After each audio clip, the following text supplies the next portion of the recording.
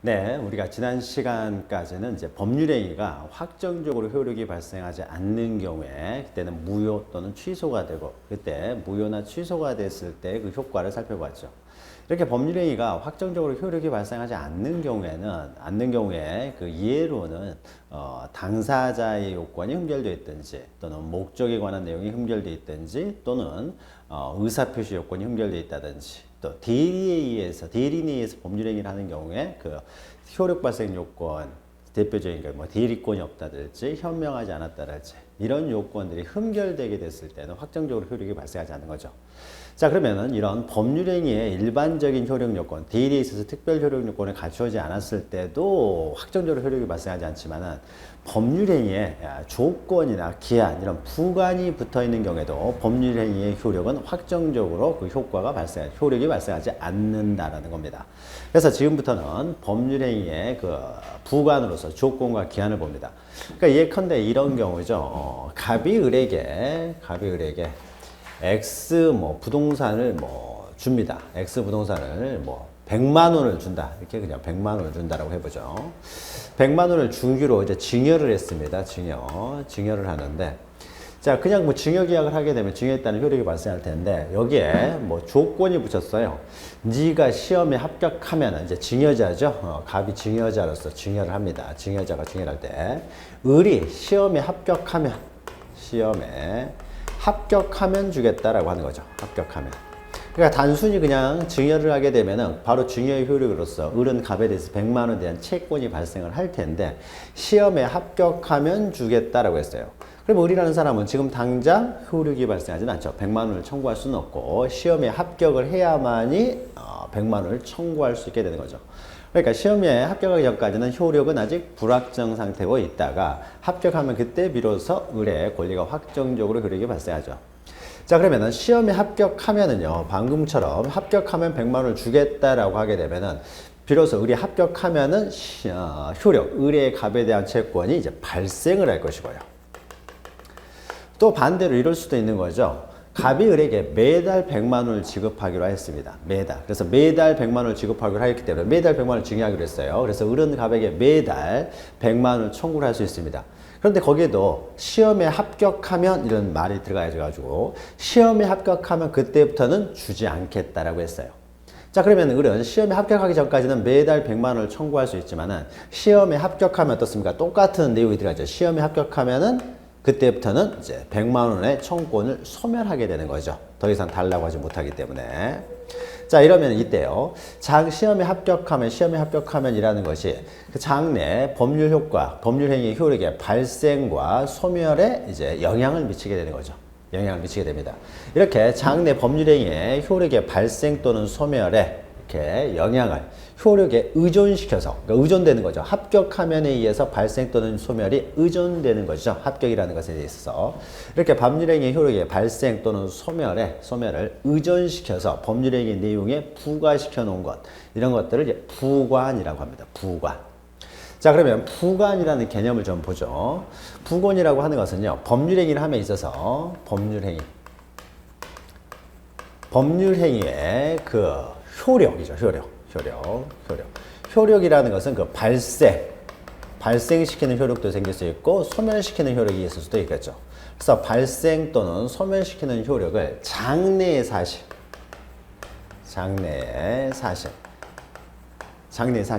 사실에 이제 이 장래의 사실이요.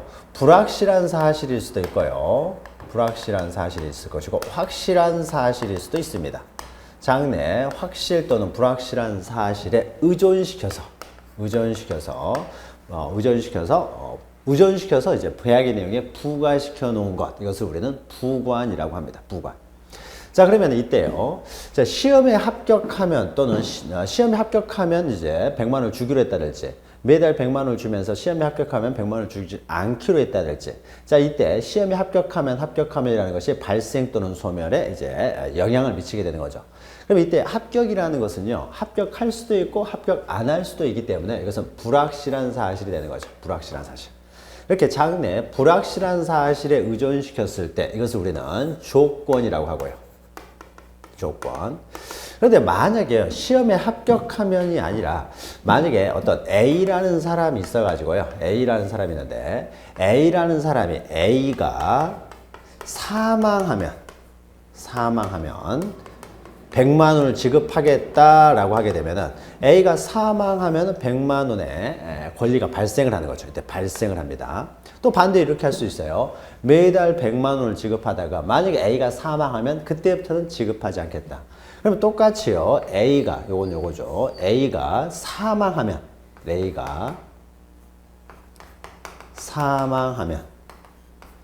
이제 권리가 소멸하게 되는 거죠. 소멸.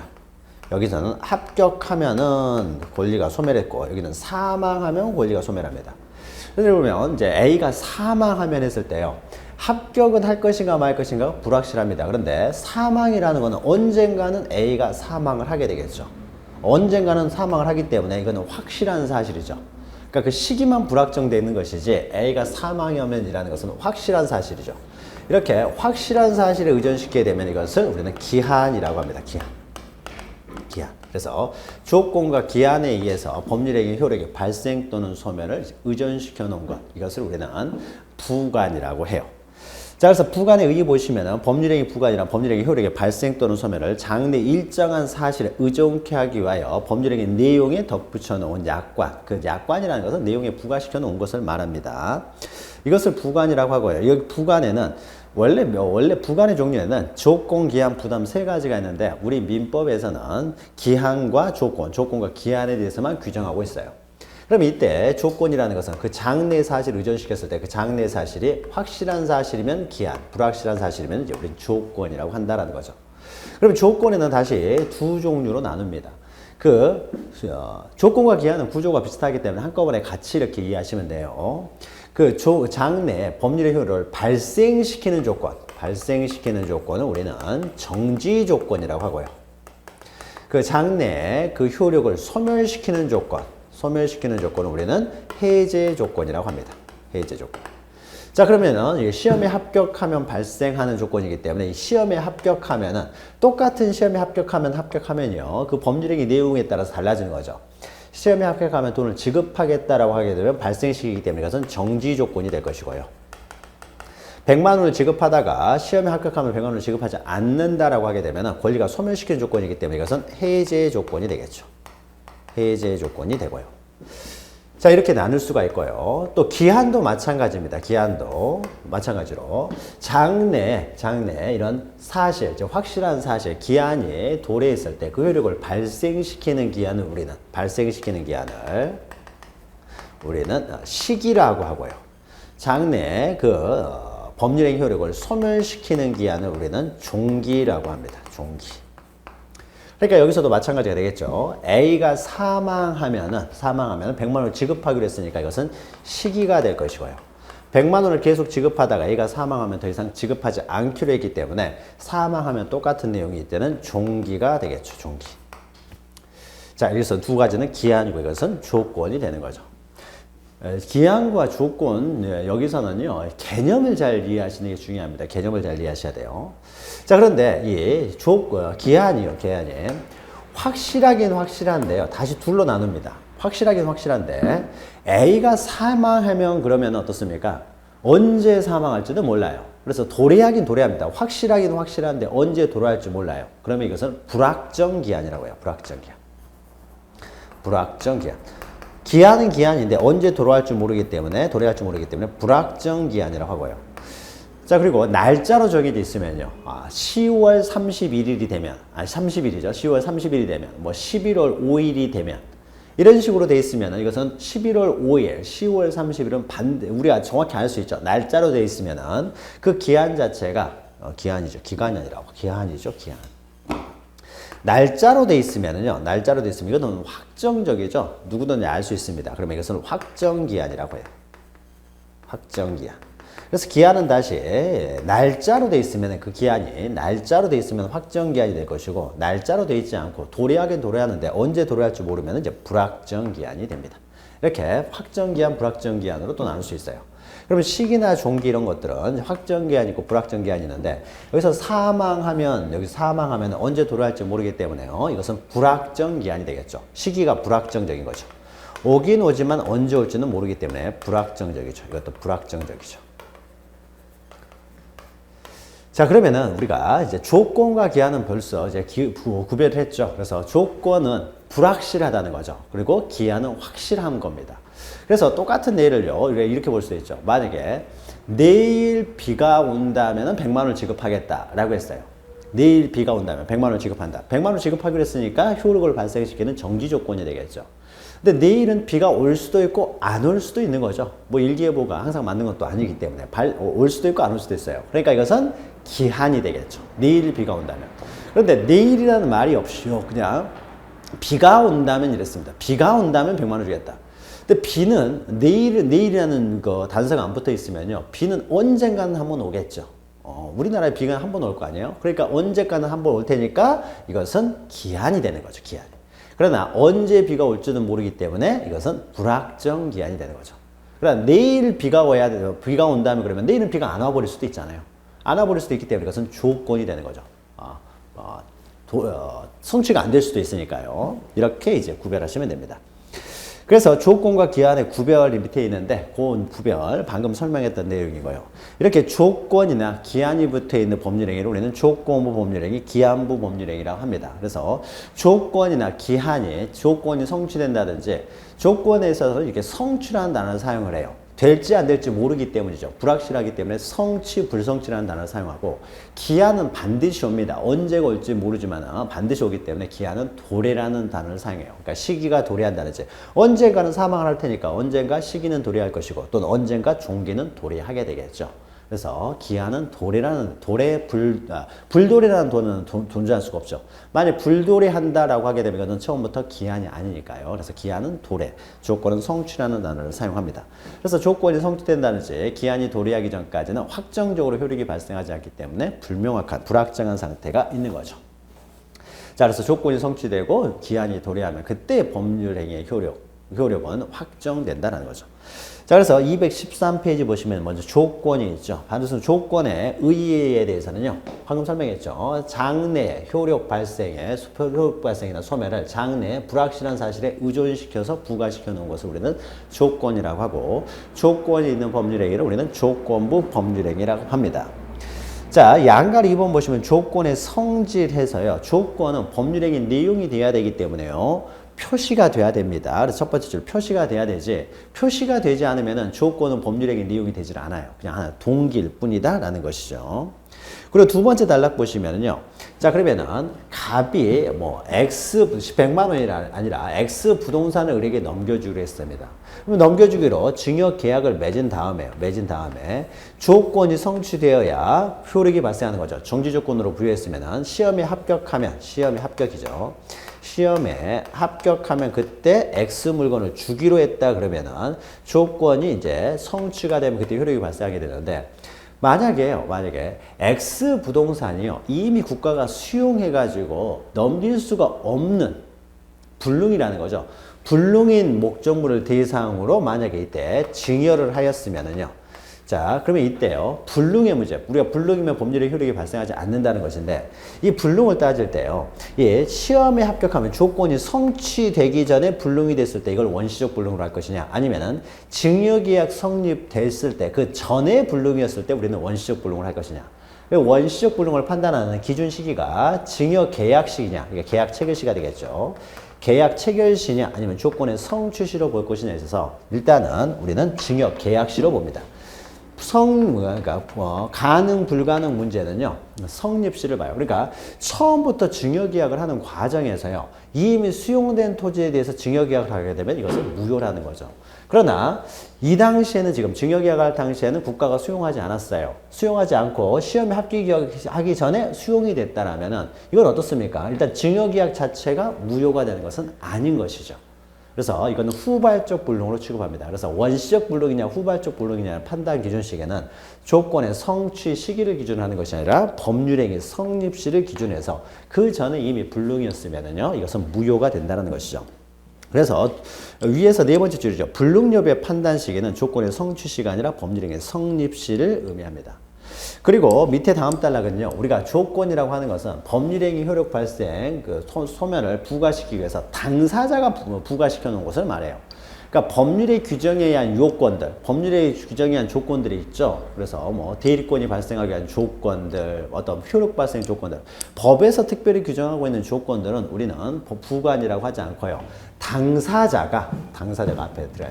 당사자가 법률행위에 효력 발생 또는 소멸에 부과시켜 놓은 것을 말합니다. 그래서 당사자가 부과시켜 놓은 것만 말하기 때문에 법률의 규정에 의한 조건들, 그래서 법정 조건 이런 것들은 우리는 부관이라고 하지가 않습니다. 당사자가 부과시켜 놓은 것을만 말한다라는 거죠. 자, 2번 보시면 조건의 종류에서 정지조건, 해제조건이 있죠. 방금 설명드렸죠. 법률의 효력을 발생시키면 정지조건, 소멸시키면 이제 해제조건이라고 한다는 것이죠. 자, 그래서 넘기시면 네 번째 줄 보시면요. 한편 판례 있는데 요 부분 잘 기억하시기 바랍니다. 요 부분은.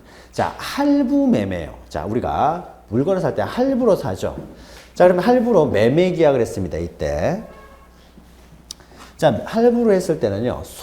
우리가 냉장고를 100만 원을 10개월 할부로 샀습니다. 10만 원씩 매달 주기로. 그래서 매매 계약을 할부로 했어요. 그러면 할부 매매 계약의 성질을 보시면은, 자, 갑이 을에게요. 을에게 이제 할부로 하이마트에서 샀다라는 거죠. 그러면 할부로 사게 되면은 이 냉장고는 일단 갑이 을에게 매매 계약과 동시에 인도가 이루어지죠. 계약과 동시에 이제 인도가 이루어집니다. 그러면은 아직 할부금을 매달 이제 10만 원씩 낼 테니까 아직 할부금을 납부하기 전이죠. 그러면 할부금을 납부하기 전이라고 하더라도 내가 인도를 받았기 때문에 내가 소유권을 취득하느냐라는 겁니다. 거기에 대해서 우리 판례는 이런 할부 매매는요. 자, 매매를 통해서 인도가 이루어졌다고 해서 바로 소유권을 취득하는 것은 아니고요. 을이 할부금 100만 원 전액을 납입을 하면 그때 비로소 소유권을 취득한다고 봐요. 그러니까 인도가 됐다고 하더라도 여전히 할부금을 납입하기 전까지는 갑에게 소유권이 유보되어 있다고 본다는 거죠. 그래서 소유권을 유보시키면서 인도를 하기 때문에 보통 우리가 동사는 인도하면 소유권을 취득하지만은 할부매매 같은 경우는 인도가 되었다고 하더라도 소유권을 그 매도인에게 유보시켜 놓고 인도한 것으로 봅니다. 따라서 할부금을 납입하기 전까지는 갑이 여전히 소유자가 되고 만약에 우리 10개월까지 이제 10개월 동안에 할부금을 전액 납입을 하게 되면 자, 납입을 하게 될지 안 하게 될지는 모르는 거잖아요. 그러니까 이것은 조건이 됩니다. 그래서 납입을 하게 되면 그때 소유권을 취득한다. 소유권의 효력이 발생하니까 이건 정지 조건이 되는 거죠. 정지 조건. 그래서 할부매매의 성질을 이렇게 봅니다. 할부매매는 대금 완납을 정지 조건으로 하여 소유권을 취득하기 때문에 대금 완납하기 전까지는 소유권이 여전히 매도인에게 유보되어 있는 상태에서 인도가 된다 해서 대금 완납을 정지 조건으로 하는 소유권 유보부 매매라고 합니다. 그러니까 인도가 됐다고 소유권을 넘어가는 것이 아니라 소유권이 매도인에게 여전히 유보시켜 놓고 이루어지는 매매다. 그러나 대금이 완납이 되면 그때 비로소 소유권을 취득한다.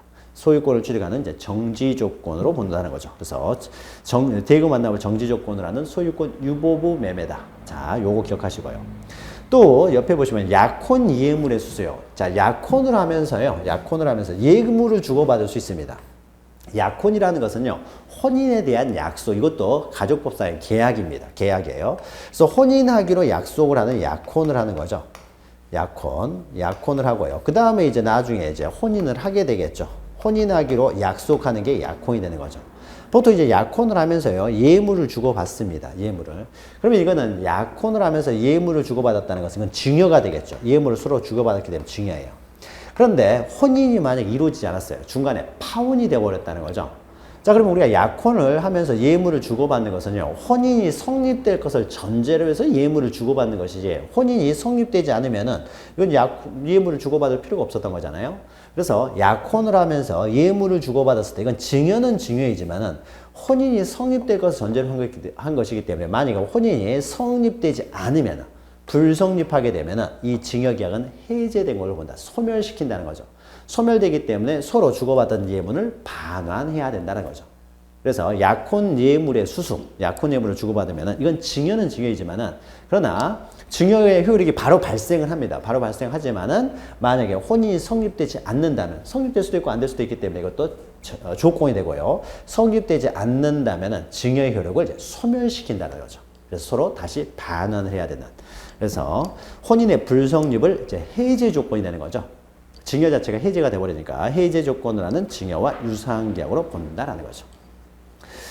자, 그리고 조건의 종류를요. 정지 조건, 해제 조건이 가장 중요한 기준이 되지만 그 밑에 보시면 수의 조건, 비수의 조건이 있습니다. 자, 수의 조건은요. 조건의 성취 여부가 당사자의 의사에 의해서 좌우가 되면 우리는 수의 조건이라고 하고요. 비수의 조건은 당사자의 의사와 상관없이 조건이 성취가 되면 비수의 조건이라고 합니다. 그런데 특히 중요한 것은 세 번째 줄 보시면요. 수의 조건은 다시 전적으로 당사자의 일방의 의사에만 의존시키는 순수 수의 조건이 있어요. 순수 수의 조건만 잘 기억하시면 돼요. 그래서 내 마음이 내키면은 뭐 증여를 하겠다. 내가 너를 사랑하게 된다면 증여를 하겠다. 자, 이런 것은 어떻습니까? 너를 사랑하게 된다면. 사랑하는 것 같으니까요. 자, 사랑하면은 너를 자동차 한 대 사주겠다라고 하는 거죠. 마음이 내키면 사주겠다. 너를 사랑하게 된다면 자동차 한 대를 사주겠다. 사랑하는 것 같으니까 의리라는 사람이 그러면 자동차 한 대 사주세요라고 했어요. 그랬더니 갑이 그렇죠. 아직은 그 정도는 아니다. 아직은 그 정도는 아니다. 자, 이런 의미는 뭡니까? 내키면 사주겠다라는 것은요. 지금 당장 내가 사줄 의사가 없다라는 거죠. 법적 구속 의사가 없다라는 거죠. 그리고 이 사람이 사랑하게 된다면 마음이 내키면 이것은 외부에서 확인할 방법도 없습니다. 따라서 이것은요, 법적 구속 의사가 전혀 없이 이루어지는 행위이기 때문에 이런 것들은 법적인 행위로 보지는 않습니다. 그러니까 법적인 어떤 효과가 전혀 발생하지 않는다는 거죠. 그래서 순수 수의 조건 체크하시고요. 순수 수의 조건은 이런 것들은 무효다라는 겁니다. 밑에 있어요. 그래서 맨 밑에 있죠. 밑에 두 번째 줄. 순수 수의 조건은요. 당사자에게 법률적 구속 의사가 생기는 의사가 전혀 없다는 거죠. 마음이 내키면 주겠다는 것은 아직은 안 주겠다는 의미인 것이죠. 따라서 언제나 무효가 됩니다. 그러나 다시 위로 올라가서요. 그 위에서 첫 번째, 두 번째, 세 번째 달락 보시면은 비수의 조건에는요. 당사자의 의사와 관계없이 조건의 성부가 결정되는 우성 조건이죠. 우연히 달성되는 겁니다. 그래서 크리스마스에 눈이 내리면 자, 이번 크리스마스에 눈이 내리면 이렇게 하는 게 낫겠죠.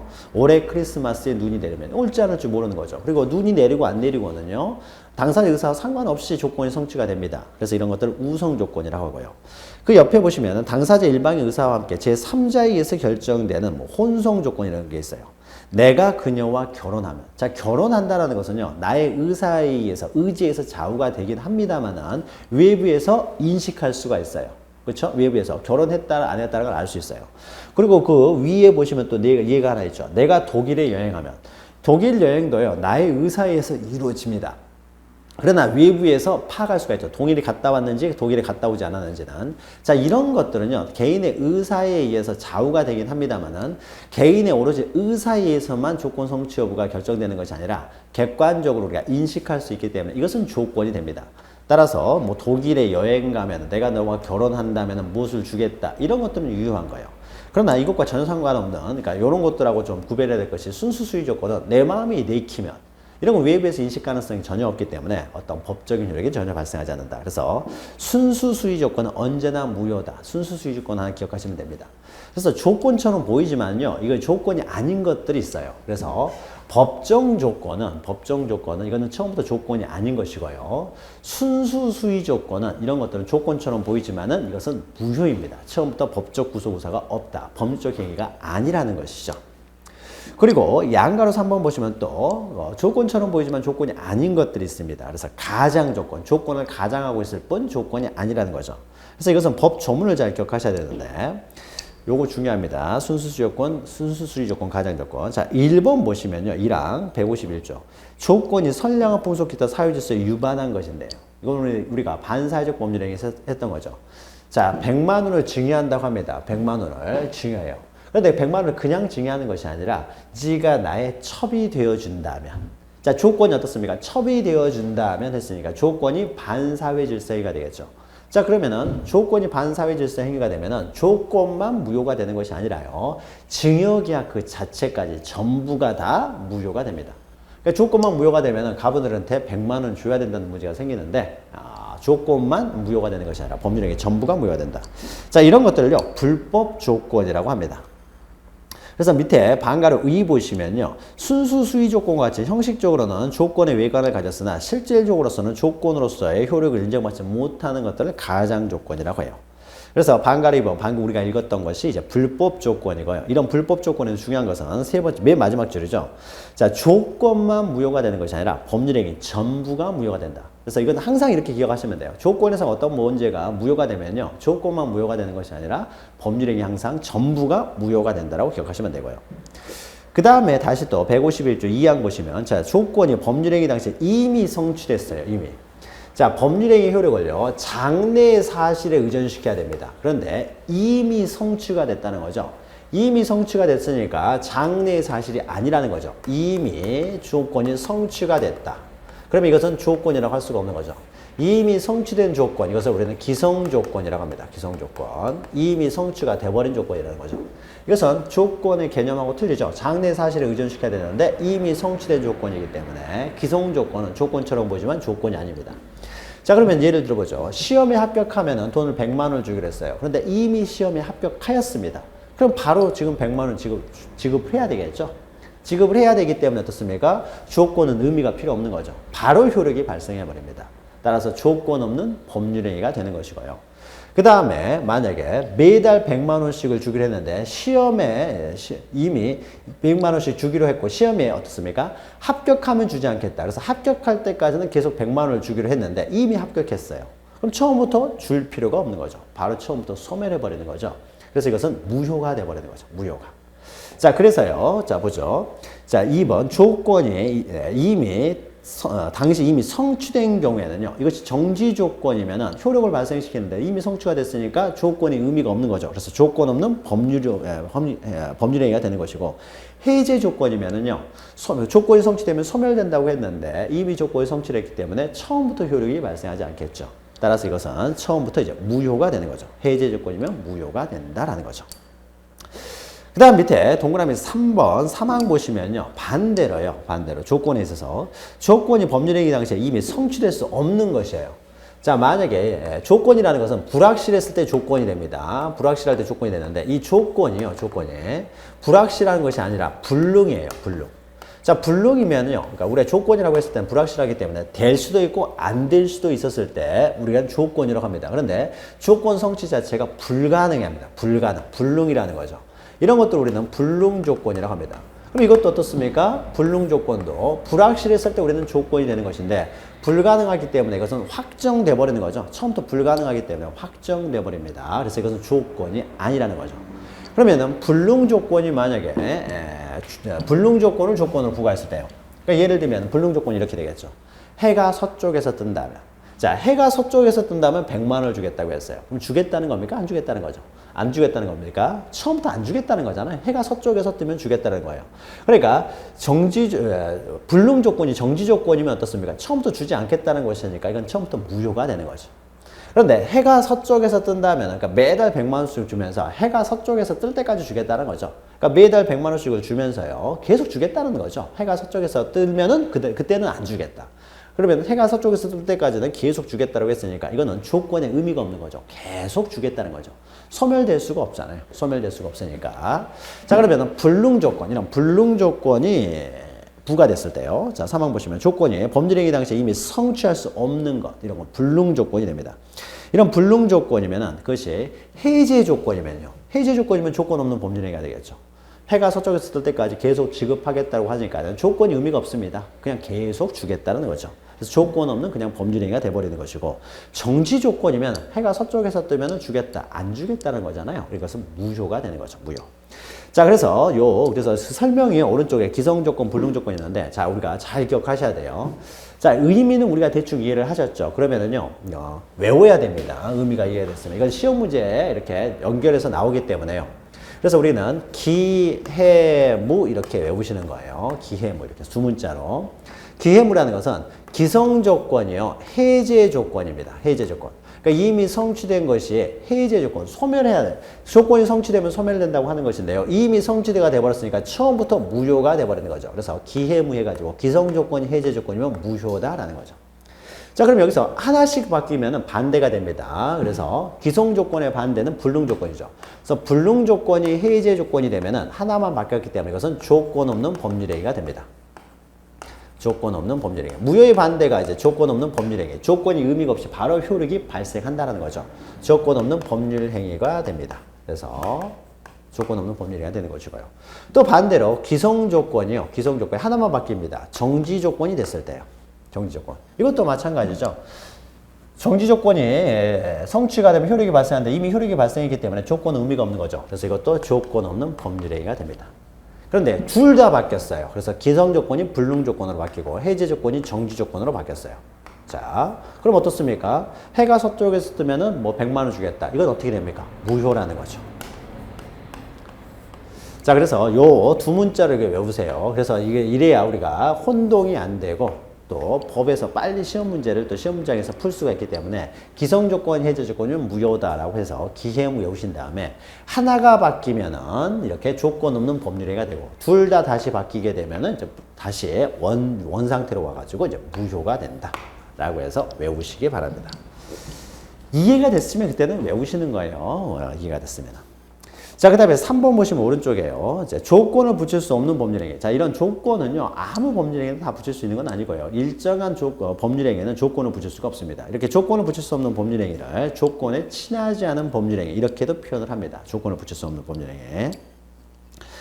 자, 그러면 밑에 유형 보시면 반가리를 단독행위요. 단독행위는 상대방의 승낙 필요 없이 일방적으로 이루어지기 때문에 여기에 조건까지 붙이게 되면 상대방의 지위가 더 불안정해지는 거죠. 따라서 단독행위는 원칙적으로 조건을 붙일 수가 없습니다.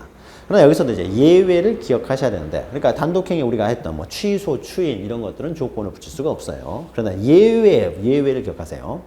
자, 상대방의 지위를 불안정하게 하기 때문에요. 조건을 붙일 수 없는 것인데 상대방이 거기에 동의를 했어요. 조건을 붙여도 괜찮다 라고 승낙을 하게 되면 조건을 붙여도 됩니다. 동의가 있을 때. 첫 번째, 상대방의 동의. 그리고 상대방에게 이익만을 주는 행위예요. 그러니까 단독행위 중에서 채무를 면제하는 거예요. 채무를 면제할 때는 상대방의 승낙이 필요 없습니다. 그냥 뭐 상대방이 일방적으로 유리한 행위이기 때문이죠. 면제하는 경우. 그러니까 이런 채무, 상대방이 일방적으로 유리하게 하는 이런 일방적 법률행위에는 조건을, 상대방이 유리한 것이기 때문에 100% 조건을 붙여도 상대방의 지위가 불안정해지지는 않는다. 특별히 불리할 게 없다는 거죠. 따라서 상대방에게 이익만을 주는 행위, 대표적인 게 채무 면제, 이런 것들은 조건을 붙일 수가 있어요. 여기서는 예의도 좀 기억하십시오. 그 다음에 C 보시면은요, 상대방이 결정할 수 있는 사실을 조건을 하는 경우예요. 그래서 대표적인 예가 정지적 근무 해지 계약인데, 이 정지적 근무 해지 계약에 대해서는 밑에 그럼으로 해가지고 그 예가 나와 있습니다. 그 고의예요. 자, 우리가 보통 보험 계약을 하게 되면요, 보험을 매달 이제 내야 되죠. 그래서 한 번이라도 안 내면은요, 이게 보험 계약이 해지돼 버릴 수 있어요. 보험 계약이 해지돼 버리면, 없었던 것이 돼 버리면은 내가 그 동안에 보험료 냈던 것도 다 못 받게 될 수가 있습니다. 자, 그래서 보험금을요 매달 납입을 하기로 했어요. 납입을 했는데 이 사람이 이때 미납을 했습니다. 이때 납입을 하지 않았다는 거죠. 그러면 납입을 하지 않으면은요, 보험회사에서 전화가 옵니다. 이번 달 납입을 하지 않았네요. 한 번 실수로 납입하지 않았다고 해서요, 보험계약이 바로 해제된 것으로 봐버리면은 고객, 소비자에게 너무 불리한 거죠. 실수로 미납할 수도 있는데, 미납되면 바로 해제된 것으로 보게 되면은 그동안에 내가 냈던 보험료도 다 못 받게 되고, 그 다음에 보험사고가 터져도 보험금을 받지도 못하게 되는 거죠. 그러니까 너무 불리하고 실수로 이렇게 미납할 수도 있기 때문에요. 자, 그래서요, 미납을 하면 바로 해제된 것으로 이렇게 해서는 이것은 불공정한 행위가 되기 때문에, 자, 미납을 했을 때 바로 보험계약이 해제되는 것이 아니라, 미납이 되면요, 보험회사가 상당한 기간을 정해서 최고하도록 하고 있습니다. 최고. 그래서 보험회사 전화가 와요. 그래서 이번 달 미납이었는데요. 그래서 다음 달 언제까지 납입을 해주세요 라고 최고를 합니다. 그러면서 뭐라고 하냐면요, 만약에 이 기간 동안에도 납입을 하지 않으면은 이 보험계약은 해제된 것으로 하겠습니다 라고 하는 거예요. 해제 효과가 발생합니다 라고. 보험계약이 해제돼 버린다는 거죠. 그러니까는 요 기간 안에는 반드시 납입을 해야 되겠죠. 그래서 한 번 더 기회를 주는 거죠. 이렇게 하고 보험계약을 해지해야 되지, 실수로 한번 미납했다고 해지할 수는 없다는 거죠. 그래서 해제 효과를 발생합니다 라고 하는 거예요. 자, 그러면 여기에요. 그러면은 납입을 할 것인가, 이 기간 안에 납입을 할 것인가 말 것인가는 고객이 판단하는 거죠. 고객이. 그래서 납입을 할 수도 있고 안 할 수도 있어요. 그래서 만약에 고객이요, 납입을 하지 않으면 어떻게 됩니까? 해제 효과가 발생을 하는 거죠. 해제 효과가. 그러면 해제라고 하는 것은요, 단독행위입니다. 일방적 의사에 이루어지는 거예요. 해제는 원래 단독행위예요. 근데 이 단독행위가 어떻습니까? 정지 조건을 붙이고 이때까지 만약에 돈을 납입하지 않으면은 해제 효과가 발생합니다. 그랬으니까 이것은 납입하지 않는다면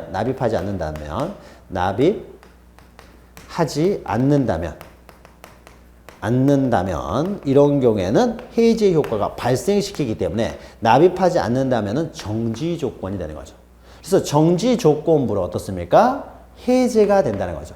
그러면 해제는 단독행위인데 이렇게 조건을 붙여서 해제를 하잖아요. 납입하지 않는다면은 보험계약은 해제된 것으로 보겠다. 해제 효과가 발생되는 걸로 보겠다.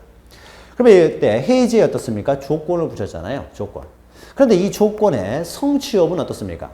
보험회사에서 조건을 붙여서 해제를 했지만은 이 조건의 성취 여부는 오로지 납입할 것인가 말 것인가는 상대방, 소비자가 되겠죠. 소비자의 일방적인 의사에 의해서 조건이 성취될 수도 있고 안 될 수도 있는 거잖아요. 조건 성취 여부가 상대방의 의사에 의해서 결정된다는 거죠. 자, 이런 경우에는요, 이렇게 조건을 붙일 수가 있습니다. 그래서 이런 예 하나 기억하시면 돼요. 그래서 이것을 정지조건부 해제라고 해요. 납입하지 않는다면 해제된 것으로 보겠습니다. 이런 것들을 정지조건부 해제라고 하고요. 이런 정지조건부 해제는요, 이건 가능해요. 단독행위에 조건이 붙어 있지만 그 성취 여부가 오로지 상대방, 그러니까 해제 의사표시는 보험회사에서 했지만은 그 성취 여부는 오로지 소비자, 고객에 의해서 이루어지기 때문에 이런 것들은 가능하다는 겁니다. 그래서 단독행위에도요, 이 세 가지 경우에는 조건을 붙일 수가 있다는 거고요. 자, 반가로 2번은 신분행위에서 가족법상행위인데요. 가족법상행위는요, 항상 명확하게 확정될 필요가 있기 때문에 조건을 붙일 수가 없습니다. 그냥 이렇게 기억하시면 돼요. 그러나 여기도 예외가 있는데 넘기시면 첫 번째, 유언을 할 때는요, 유언을 할 때만 예외적으로 조건을 붙일 수가 있습니다. 그래서, 나의 이제 유언을 하면서요, 피상속이 사망을 하면서 이제 유언자가 사망을 하겠죠. 그러면은 그 사망한 자의 재산이 상속인에 상속되는데, 이때 유언을 하면서 상속 재산을 일정한 기간 동안에는 뭐 분할하지 말아라. 이런 식으로 조건을 붙여서 유언을 할 수도 있습니다.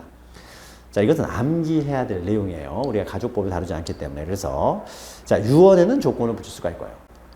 또, 반가로 3번 보시면 어음수표행위예요. 어음수표도 거래의 안정을 위해서 확정될 필요가 있습니다. 어음이나 수표를 통해서 거래가 이루어지기 때문에 그 거래의 확정성, 확실성을 위해서 원칙적으로 조건을 붙이지 못합니다. 그러나 이것도 이제 예외가 있는데요. 어음보증, 두 번째 줄 보시면 어음보증은 어음거래의 안정성과는 상관이 없기 때문에 어음보증에는 조건을 이제 붙일 수 있다고 하는데 이것도 상법에 나오는 내용이기 때문에 우리가 깊이 알 필요는 없고요. 그래서 어음수표에게는 조건을 붙일 수 없다. 그러나 어음보증은 예외가 되고 또 가족법상행위는 조건을 붙일 수 없지만 유언은 예외가 되고 단독행위는 조건을 붙일 수 없지만 예외적으로 세 가지는 조건을 붙일 수 있다.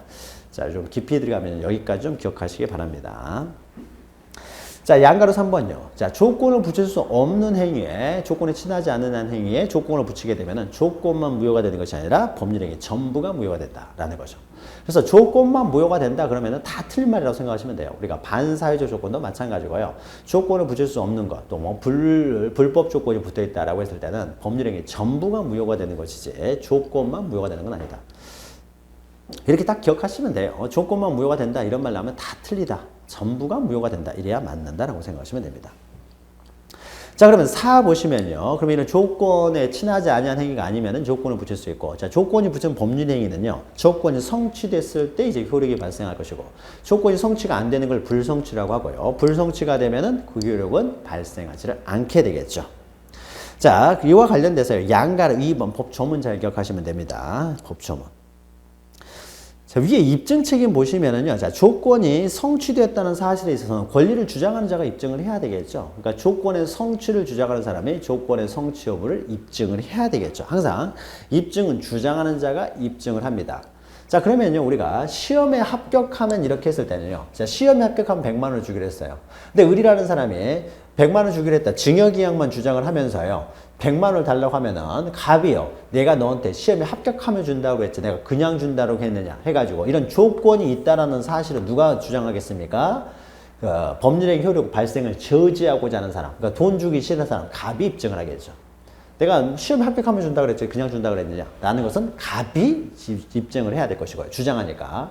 그럼 이때 그래서 내가 시험에 합격했다. 합격했으니까 100만 원 달라. 그러면 시험에 합격했다는 사실을 이제 을이 돈 100만 원 달라고 하는 사람이 입증을 해야 되겠죠.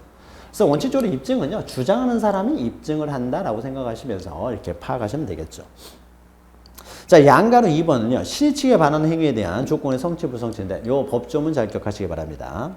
자, 이건 조문만 잘 이해하시면 돼요. 자, 1항 보시면은 조건의 성취로 인해 불이익을 받을 당사자. 자, 불이익을 성취가 되니까 돈을 지급해야 돼요. 이렇게 지급해야 돼요. 이게 불이익을 받을 당사자가 되겠죠. 또 시험에 합격하면 100만 원을 받기로 한 을이라는 사람은 이제 조건 성취에서 이익을 받을 사람이 되겠죠. 자, 그러면 이렇게 조건의 성취로 불이익을 받을 당사자가 시성실에 반해서 조건의 성취를 방해를 합니다. 불이익을 받을 것 같으니까 조건 성취를 못하겠다는 거죠. 자, 이런 경우에는 상대방은 그래서 불성취가 돼버리면 방해해서 성취가 못했어요. 성취가 안 됐으니까 권리가 행사할 수 없잖아요. 그런데 이런 것들이 상대방의 시의칙에 반하는 방해 행위에 의해서 이루어진 것이다 라고 했을 때 상대방은 그 조건이 성취된 것으로 주장할 수 있고요. 또 반대로 이항 보시면 조건의 성취로 인해 이익을 받을 당사자가 시성실에 반하여 조건을 성취시켰습니다. 이런 경우에는 상대방은 조건이 성취되지 아니한 것으로 주장할 수가 있다라는 것이죠. 있다라는 겁니다. 법 조문만 잘 기억하시면 돼요. 법 조문만. 자, 그러면은요, 오른쪽 내용은요, 그냥 읽어보시면 되고요. 동그라미 4, 요건에서 4 보시면 시의칙 위반과 관련돼서요. 자, 두 번째 줄 읽어서 판례니까 중요합니다. 자, 시의칙에 반하는 행위라는 것은 고의로 방해를 했다. 과실로 방해를 했다. 그러니까 그 사람의 잘못에 의해서 방해만 없었더라면 나는 시험에 합격해서 100만 원을 받을 수가 있었는데 이 사람의 방해에 의해서 나는 100만 원의 권리를 취득하지 못하게 되잖아요. 그럼 이때 갑의 방해라는 것은 고의로 방해했을 뿐만 아니라 과실로 방해를 했다고 하더라도 갑의 잘못에 의해서 을의 조건 성취가 이루어지지 않았기 때문에요. 과실에 의한 경우도 포함을 합니다. 그래서 갑의 과실로 조건 성취가 이루어지지 못했다라고 했을 때는 을이 이때도 100만 원을 청구할 수가 있게 됩니다. 성취된 것으로 주장할 수 있다는 거죠. 그래서 과실도 포함된다는 거 기억하시고요. 그 다음에 효과와 관련돼서요. 조건의 성취 또는 불성취를 주장해가지고 자, 두 번째 줄 보시면 다만 조건 성취를 방해한 경우에는요. 그 방해 행위 시점에 조건이 성취된 것으로 주장하는 것이 아니라 자, 이 사람이 시험을 보려면요. 증여계약을 한 다음에 가만히 놔뒀으면은요. 을이라는 사람은 이쯤에 시험에 합격할 수가 있어요. 시험에 합격하면 을이라는 사람이 갑이라는 사람한테 100만 원을 청구할 수 있었는데 갑의 고의 또는 과실로 해가지고 이때 방해행위가 있었습니다. 자, 방해행위가 있어가지고 더 이상 이 사람이 조건이 성취가 될 수가 없어요. 시험을 방해해가지고 시험에 합격할 수가 없게 되었다. 자, 그러면은 을이라는 사람은 조건의 성취를 주장해가지고 100만 원을 청구할 수 있는데 그러면 이때 방해행위가 있었으면요. 방해행위가 있었을 때 바로 100만 원을 청구할 수 있냐? 그것은 아니라는 겁니다. 방해행위가 없었으면 이때 조건이 성취돼서 권리를 행사할 수 있었던 사람이 방해행위가 되니까 더 강하게 이때 권리를 행사할 수 있게 되면요. 방해행위가 없었을 때보다 방해행위가 있었을 때 오히려 을이 더 강하게 보호되는 꼴이 되는 거죠. 따라서 방해행위가 있었으면 바로 100만 원을 청구할 수 있는 것이 아니라 방해행위가 없었더라면 조건이 성취됐을 것이라고 추정되는 시기, 추단되는 시기는 이때가 되겠죠. 이때 을이 갑한테 청구할 수 있다는 겁니다. 자, 그것도 기억하세요. 기억하십시오. 다만 조건 성취를 방해한 경우에는 조건 성취가 되었다라고 의제되는 시점, 주장할 수 있는 시점은 방해 행위 시간이라 방해가 없었다면 조건이 성취되었을 것이라고 추정되는 시점, 추산되는 시점이다. 요것도 좀 기억하시고요. 자, 여기 정도 기억하시면 됩니다요. 그래서 우리가 왼쪽에 있는 법 전문과 관련해서 시의칙의 의미, 과실도 포함된다는 것이고 그 다음에 주장, 성취 또는 불성취를 주장할 수 있는데 이때 주장할 수 있었던 시점은 방해 시간이 아니라 방해가 없었다라면은 성취되었을 것이라고 인정되는 시점을 말한다라는 걸 기억하시고요.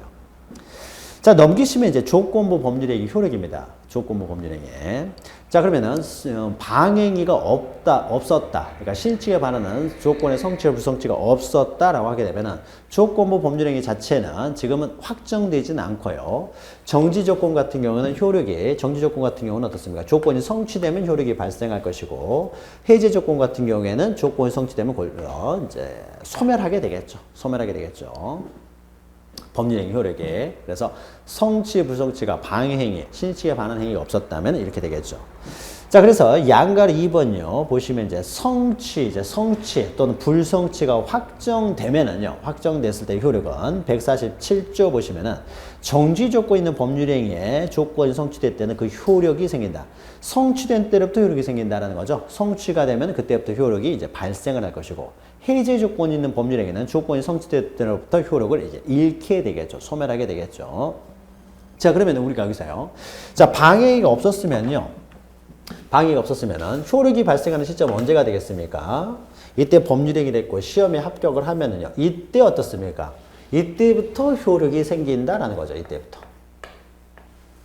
조건이 성취된 때부터 효력이 발생하는 것이고 해제 조건은 조건이 성취된 때부터 그 효력이 소멸된다는 거죠. 그래서 조건이 성취 또는 불성취된 때부터 효력이 발생하기도 하고 효력이 소멸하기도 한다는 거죠. 그러니까 원칙적으로는 소급효가 없습니다. 소급효가 없다. 그래서 원칙은 소급효가 없다. 그러나 동그라미 3번 보시면 당사자가 조건 성취 효력을 그 성취 전에 소급하게 할 의사를 표시할 때는 그 의사에 한다. 그래서 당사자의 의사에 의해서요. 소급시키는 것은 상관이 없어요. 자, 그러면 소급해서 이제 효력이 발생하게 되는 거죠. 그럼 원래 효력이 발생하지 않았다가, 원래 정지 조건 같은 경우는 효력이 발생하지 않았다가, 이제 와서 효력이 발생하게 되는데, 그럼 소급해서 효력을 발생시켜버리면은, 이제 뒤집어지는 거죠, 그 효력이. 항상 이럴 경우, 소급효가 있으면 항상 제3자, 효력이 발생하지 않았다는 것을 전제로 해서 법률 관계를 맺은 제3자가 불이익하게 되는, 이익을 침해할 수가 있는 거죠. 그래서 항상 이런 말이 있으면 소급효가 있으면 제3자의 권리를 침해해서는 안 된다는 말이 들어가야 되는 거죠. 자, 그래서요, 그 밑에 내용 보시면은 법률행위 효력 확정은 우리가 방금 읽었던 것이고 방가로 2번 보시면 비소급적인 효력을 갖는다는 거죠. 원칙적으로 정지조건이 성취된 때 또는 불성취가 된 때로부터 효력이 발생하고 소멸한다. 비소급효가 원칙입니다. 그러나 두 번째 줄이죠. 제3자의 권리를 해하지 않는 범위라면은 당사자 약정에서 소급효를 인정하는 것은 상관이 없다라는 겁니다. 약정에서 소급효를 인정할 수도 있다라는 것이죠. 자, 조건 성취 입증체면요. 조건의 성취를 주장하는 사람이 입증을 해야 되겠죠. 자, 그러면은 양가로 3번 보시면 이것도 이제 법 조문을 기억하셔야 되는데 아직 성취가 되기 전이라고 해보죠. 그러면 아직 시험에 합격하기 전이에요. 자, 시험에 합격하기 전이면요. 조건 성취가 아직 확정되지 않은 상태죠. 요 상태입니다. 요 상태. 아직 지금 현재 상태가 요 상태예요. 아직 조건이에요. 성취되기 전입니다. 아직 시간이 거꾸로 가는 건 아니기 때문에 아직 여기까지 안 갔어요. 자, 요 상태예요. 그래서 아직 시험에 합격하지도 않았고요. 또 시험에 합격하지 못하게 되는 상황도 아니고, 그러니까 합격할지 불합격할지를 모르는 상황입니다. 합격 불합격을 모르는 상황이에요. 그러니까 이건 조건이 성취 전이죠. 자, 그러면 이때는 권리가 확정되는 건 아니죠. 아직 합격을 안 했기 때문에 권리가 확정되는 것은 아닙니다. 그러나 장차 권리가, 그러니까 합격을 하게 되면은 100만 원을 청구할 수 있는 기대권을 가지고 있는 거죠. 기대권. 그렇죠. 아직 확정된 건 아니지만 합격하면, 장래 합격하면은 100만 원을 청구할 수 있는 기대권을 가지고 있습니다. 그럼 이 기대권도 어떻습니까? 100만 원의 가치는 없겠죠. 합격하면 100만 원이니까 아직 합격할지 않을지 모르니까는 100만 원의 가치는 아니어도요. 10만 원이 됐든 50만 원이 됐든 어떤 재산적 가치는 가지고 있는 거죠. 시험에 합격할 가능성이 높으면은 이 가치는 지금 합격하지 않았지만 뭐 90만 원의 가치가 있을 것이고요. 합격할 가능성이 점점 줄어든다 그러면은 이 장래 기대권이라는 것은 합격 가능성이 10%다 그러면은 한 10만 원의 가치는 가지고 있잖아요. 그러니까 이런 기대권도 어떻습니까? 재산적 가치를 가지고 있습니다. 그래서 이 기대권도 보호를 한다는 겁니다. 자, 그래서 이 보호하는 방법은요. 적극적으로, 자, 149조 보시면은 조건이 성취가 미정인 권리 의무도, 이거 방가로 1번 맨 밑에 있죠. 조건부 권리, 이것도 기대권은 가지고 있다는 거죠. 조건이 성취됐을 때 생길 수 있는 어떤 권리, 이런 기대권은 가지고 있기 때문에 이런 기대권도요. 재산적 가치가 있기 때문에 일반 규정에 의해서 처분할 수 있고 상속, 보존, 담보를 할 수 있다. 요거 좀 기억하십시오. 그래서 적극적으로 이제 권리를 보호하고 있습니다. 처분, 상속, 보존, 담보. 일반적인 재산권과 동일하게 보호를 해주고 있어요. 따라서 재산적 가치가 있고 보호 가치가 있는 권리이기 때문에 148조 보시면요. 조건 있는 법률행위의 당사자는 이런 재산적 가치가 있는 보호 가치가 있는 권리이기 때문에 조건의 성부가 미적인 동안에도 이 조건의 성취에서 생길 상대방의 이익을 해서는 안 된다는 겁니다. 해쳐서는 안 된다. 소극적으로 이제 또 보호하고 있죠. 해쳐서는 안 된다. 만약 이런 권리를 침해하게 되면 이때는 손해를 이제 배상을 해야 되는 것이죠. 이것도 여러분 법 조문 정도만 잘 기억하시면 됩니다. 그 내용은 이제 오른쪽에 있어요. 그래서 적극적으로 이렇게 일반 재산권처럼 보호해주고 또 소극적으로 침해하지 못하도록 보호를 해주고 있다라는 겁니다. 그래서 침해를 하게 되면 이제 손해배상을 해줘야 되는 것이죠. 자, 여기까지가 우리 주호권에 관한 내용입니다. 주호권. 그래서 주호권과 관련돼서는요, 단어 개념들 잘 기억하신 다음에 여기 나와 있는 법 조문들 정확히 잘 이해하시면 됩니다. 자, 그러면은 주호권과 비슷한 구조를 가지고 있는 게 기한이에요. 기한은 주호권과 비슷한 구조이기 때문에 이제 함께 연결해서 보시면 됩니다. 자, 그래서 기한의 의의는 우리가 앞에 설명드렸죠. 기한이라는 것은 확실한 사실에 의존시키면 이제 기한이 된다는 거죠. 자, 그래서 기한의 종류는요, 시기와 종기가 있는데, 시기는 방금 설명했죠. 자, 확실한 사실을 의존시켰는데, 확실한 사실이 발생하면은 권리가, 확실한 사실이, 기한이 도래하면은 그 효력을 발생시키면 우리는 시기라고 하고, 기한이 도래함으로써 그 효력을 소멸시키면 우리는 종기라고 한다는 거죠. 그리고 넘기시면 양가로 2번에 보시면 이제 확정기한, 불확정기한이 있는데 그 기한이라는 것이요. 확정되어 있어요. 날짜로 되어 있으면 이것은 확정기한이라고 합니다. 보통 확정기한은 이제 그 기한이 날짜로 이렇게 규정되어 있으면 확정기한이 되는 걸 거예요. 이렇게 날짜로 규정되어 있지 않고 사람이 사망하면 뭐 비가 온다면 이렇게 언제 올 줄을 모릅니다. 그러면 우리는 불확정기한이라고 합니다. 불확정기한. 특히 이 불확정 기한과 주호권을 잘 구별하셔야 돼요. 주호권은 될지 안 될지 모르는 거고 불확정 기한은 오긴 옵니다. 근데 언제 올지를 모르는 거예요. 그래서 비가 온다면 그래버리면요. 이것은 오긴 언젠가 오기 때문에 기한이 되는 거예요. 불확정 기한이 되고 A가 사망하면 이것도요. 언젠가는 죽을 테니까 이것도 기한이 되는 것이지 주호권이 되는 건 아닙니다. 그래서 양가로 3번 보시면요. 불확정 기한과 주호권이요. 더 구별하기 어려워지는 것들이 있습니다. 만약에요, 이런 경우가 있어요. 갑이 그한테요, 시험에 합격하면은 100만 원을 준다라고 하게 되면요. 그건 정지 조건이에요. 그래서 만약에 합격하지 못하면, 불합격하면은, 넌 이때는 어떻게 돼요? 지급하지 않는다. 지급하지 않는다. 그래서 합격하면은 지급하고, 불합격하면은 지급하지 않는다. 그러면 이건 조건이 되겠죠. 합격해야만이 효력이 발생하니까요. 그런데 갑이 그한테요, 합격하면 100만 원을 주겠다라고 했는데, 의사를 봅니다. 의사 해석을 통해서. 이럴 수도 있어요. 합격하면은 100만 원을 주지만은 합격하지 않아도 100만 원을 주겠다. 그런데 그 100만 원 지급 시기가 네가 합격하면 그때 좀 더 빨리 지급을 받을 수 있다는 거죠. 그러니까 100만 원을 주긴 주는데 합격하면은 네가 빨리 지급받을 수 있다. 그래서 합격하면 100만 원을 주겠다라고 했는데 불합격을 했을 때는 100만 원을 지급하지 않는 것이 아니라 불합격을 해도 100만 원 지급하긴 하겠다라고 의사가 있었으면요. 자, 그러면은 을은 어떻습니까? 합격을 하든 불합격을 하든 100만 원을 지급을 청구할 수는 있어요. 다만 합격하게 되면 빨리 받을 수가 있는 것이죠. 자, 그러면 이것은 어떻습니까? 반드시 을은 갑에게 100만 원을 청구할 수 있는 권리가 발생을 하는 것이죠. 반드시. 그러니까 이것은 기한이 돼요. 기한. 그래서 합격하든 불합격하든 100만 원을 지급하겠다. 다만 합격하면 좀 더 일찍 지급하겠다라고 하면 이것은 기한이 되는 거고 합격하면 주고 불합격하면 지급하지 않겠다 그러면 주호권이 되는 거죠. 자, 그러면은 합격을 하지 않던 간에 100만 원을 주겠다라고 하게 되면 이건 기한이 되고요. 그러면 합격하면은 효력이 발생할 것이고요.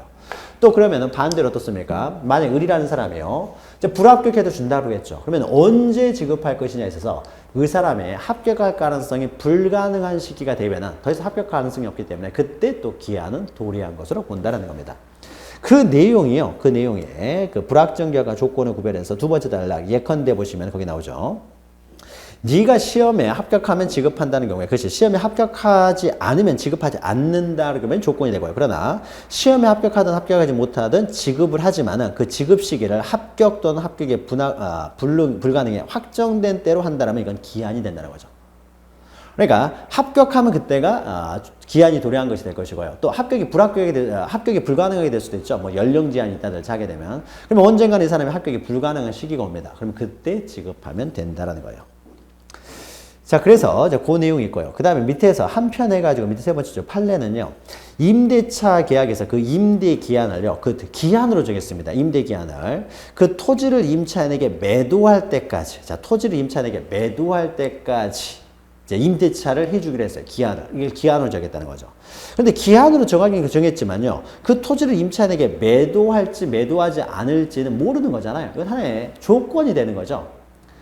그렇잖아요. 매도할 수도 있고 안 할 수도 있기 때문에. 그래서 이것은 기한은 아닙니다. 그러니까 기한이 아닌 것을 이렇게 기한으로 잡았어요. 그래서 임차인에게 매도할 때까지. 자, 이런 경우에는요. 밑에 있죠. 기한이 도래할지 여부가 불확실하므로 이것은 기한을 정한 것이라고 할 수 없고 그냥 단지 임대차 기한에 약정이 없는 것으로 봅니다. 약정이 없는 그냥 임대차로 본다는 거죠. 우리가 임대차에 대해서는 자세히 보지 않기 때문에 한 이 정도만 정리하시면 됩니다. 그래서 판례이기 때문에 판례의 그 의미를 좀 기억하시고요. 또 3번 보시면은요. 자, 그러면 우리가 이제 기한의 종류를 보았고요. 그러면은 조건에서 마찬가지로 때로는 기한을 붙일 수 없는 법률행위들이 있습니다. 그래서 기한을 붙일 수 없는 법률행위에 기한을 붙이게 되면은 그 기한은 기한만 무효가 되는 것이 아니라 전부가 다 법률행위 전부가 무효가 됩니다. 자, 그러면 보통 일반적으로 조건을 붙일 수 없는 행위는 다 기한을 붙일 수가 없는 법률행위 되는데 다만 어음수표행위예요. 자, 어음수표행위는 원칙적으로 조건을 붙이지 못합니다. 그런데 어음수표행위는요 보통 6개월짜리 1년짜리에서 만기를 정해 놓습니다. 이게 만기 이런 게 기한이 되는 거죠. 1년짜리 어음, 2년짜리 어음, 6개월짜리 어음 이렇게 보통 어음수표 행위를 할 때는요 기한을 정해 놓는 게 일반적입니다. 그래서 어음수표 행위만 좀 기억하시면 돼요. 어음수표 행위는 기한을 붙이지는 못하지만은 아야죠. 조건을 붙이지는 못하지만은 기한을 붙일 수는 있다는 거죠. 그래서 어음수표 행위만 좀 구별하시면 돼요. 조건 붙이지 못하고 기한 붙이는 게 허용된다. 나머지는 비슷하다라고 생각하시면 됩니다. 자, 4 보시면요. 이제 기한부 법률행위 효력이에요. 자, 조건에 있어서는요. 조건의 성취와 불성취 문제가 나옵니다. 신의칙에 반하여 조건을 성취시켰다든지 불성취했다든지. 자, 그런데 기한에 있어서는요. 신의칙에 반하여 뭐 이렇게 조건을 뭐 기한을 도래하게 한다든지 불도래한다든지 이게 불가능해요. 조건은 성취될 수도 있고 불성취될 수가 있기 때문에 신의칙에 반하여 성취시킬 수도 있고 불성취시킬 수도 있습니다. 그러나 기한은요. 반드시 도래한다는 거죠. 반드시 도래하는 것이기 때문에 뭐 신의칙에 반하여 불도래하고 자 A라는 사람이 사망하면 주기로 했는데 신의칙에 반하여 사망하지 않게 할 수 있습니까? 언젠가는 사망할 거 아니에요. 신의칙에 반하여 사망하지 못하게 한다. 이런 게 존재할 수가 없는 거죠.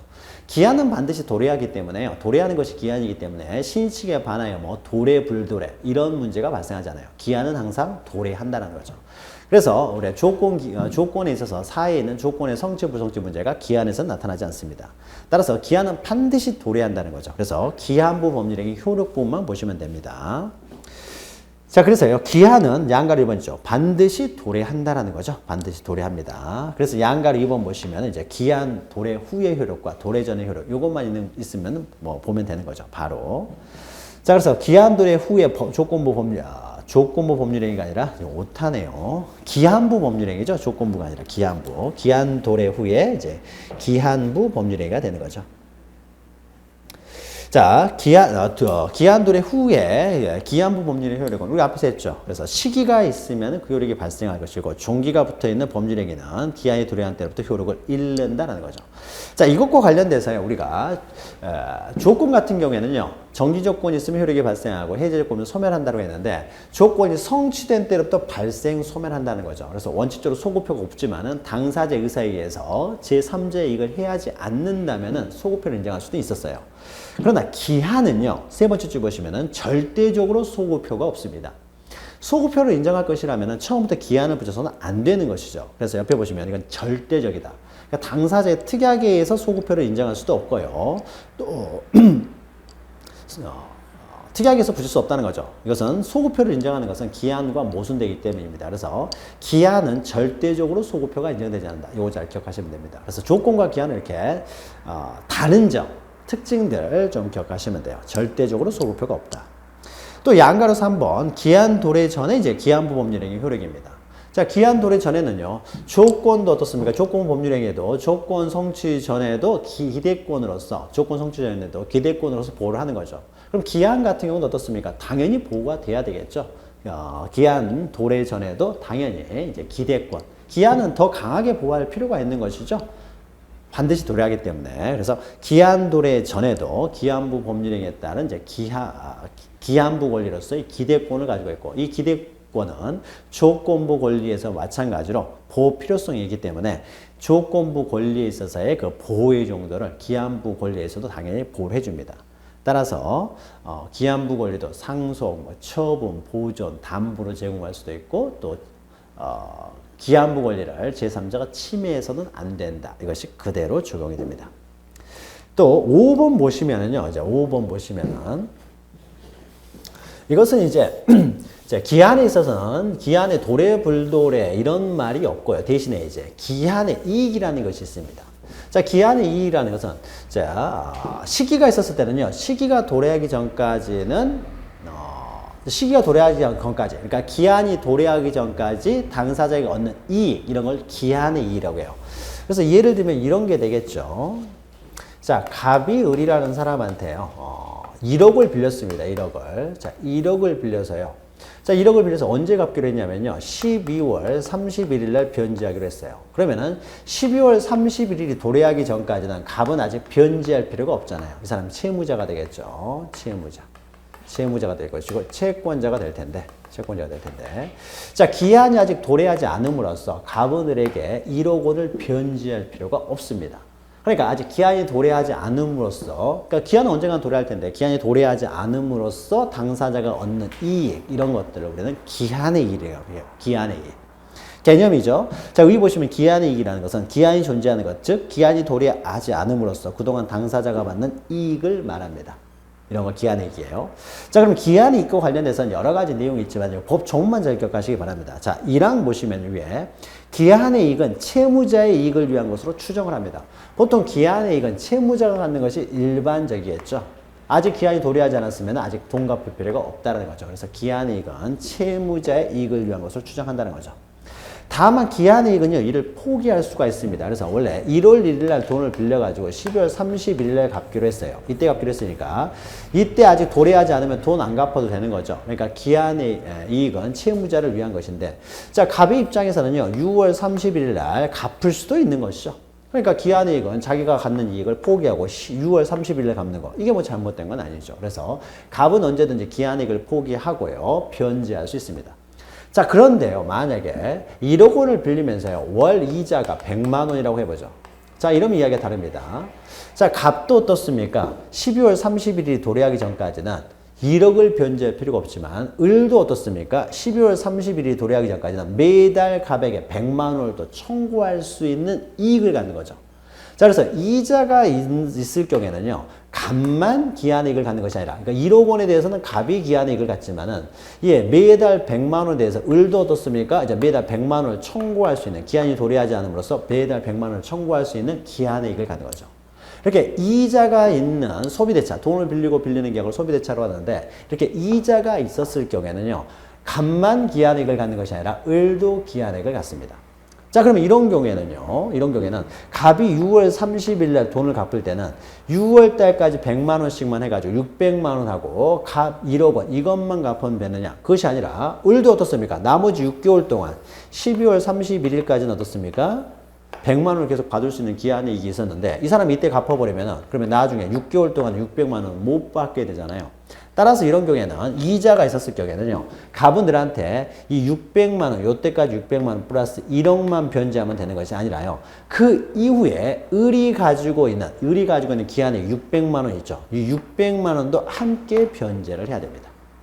자, 그래서 그의 두 번째예요. 기한이익은 얼마든지 포기할 수 있어요. 그래서 이자부 소비대차라고 하더라도요, 기한이익을 포기하고 1억 원을 이때 갚을 수는 있습니다. 이때 갚을 수는 있지만은 상대방의 이익을 해하지 못한다. 상대방의 이익을 손해를 배상하면서 기한이익을 포기해야 돼요. 그래서 600만 원도 갚아야 돼요. 근데 엄격하게 말하면요, 600만 원을 다 갚는 것이 아니라 600만 원에서 이건 빼야 됩니다. 원래 12월 31일 날 갚아야 될 100만 원을 6개월 당겨서 갚잖아요. 또 11월 30일 날 갚아야 될 100만 원을 또 5개월 당겨서 갚잖아요. 당겨서 갚기 때문에 그 이자요. 이런 걸 중간이자라고 합니다. 중간이자는 공제하면서 이제 갚아야 되겠죠. 600만 원을 다 받게 되면 을이라는 사람은 부당이 들어오게 되잖아요. 이때 받을 100만 원을 6개월 당겨서 100만 원을 갚기 때문에, 따라서 이 사람이 받게 되는 손해만 배상하면 되기 때문에, 이때 100만 원, 600만 원 지급할 때는 그 중간이자를 공제하고 갚으면 돼요. 이만큼이 이제 을이 손해를 보는 것이 되겠죠. 자, 따라서요, 상대방 이익을 해하지 못한다. 요거 법 조문만 좀 기억하시면 됩니다. 기한. 그래서 넘기시면은요, 이제 기한이익의 포기와 관련된 3번 보시면은, 기한이익은 임의로 포기할 수 있지만은, 다만, 기한이익이 당사자 쌍방에 있는 경우, 이렇게 쌍방에 있는 경우는 상대방의 손해를 배상해야 된다라는 것이죠. 손해를 배상해야 됩니다. 자, 그리고요, 기한이익을 보게. 자, 양가로 4번 보시면 기한이익의 상실이 있는데요. 이 상실은 좀 어렵습니다. 우리 시험 범위에 해당되지 않는 내용들이 많이 나오기 때문에. 그래서 읽어만 보죠. 자, 채무자가 담보를 손상 감소 멸실하게 한대요. 이제 담보를 채권자가 잡고 있었는데, 이제, 1년 있다가 돈을 받기라고요. 이 사람 갑이 가지고 있는 담보를 잡고 있었는데, 갑의 재산을. 그런데 그 담보를 손상 감소 멸실하게 했다든지, 또는 채무자가 담보 제공 의무를 이행하지 아니한 때, 또 채무자가 파산한 때, 또는 당사자 사이에 기한이익 상실의 특약이 있었을 경우에는요, 그 특약에 따라서 기한이익 상실 사유가 발생하면은 을이라는 사람은 아직 기한이 도래하기 전이라고 하더라도 담보를 손상했다를 했을 때, 이럴 때는 지금 당장 청구할 수가 있다는 거죠. 기한이익 상실 특약에 의해서 기한이익 상실 특약에 해당하는 특약 사유에 해당하는 어떤 사유가 발생하게 되면은 아직 기한이 도래하기 전에도 지금 당장 권리를 행사할 수가 있다는 겁니다. 그러니까 원래 갑은 12월 31일까지 갚아도 되는 것을 기한이익이 상실돼 가지고 이때 전액을 갚아야 된다는 거죠. 지금. 그리고 특약과 관련된 두 번째 기한이익 상실 특약이 있는데 판례는 형성권부 기한이익 상실 특약으로 추정한다. 즉 정지조건부가 아니라 형성권부 기한이익 상실의 특약으로 추정한다라고 했는데요. 자, 요거 좀 기억하시면 돼요.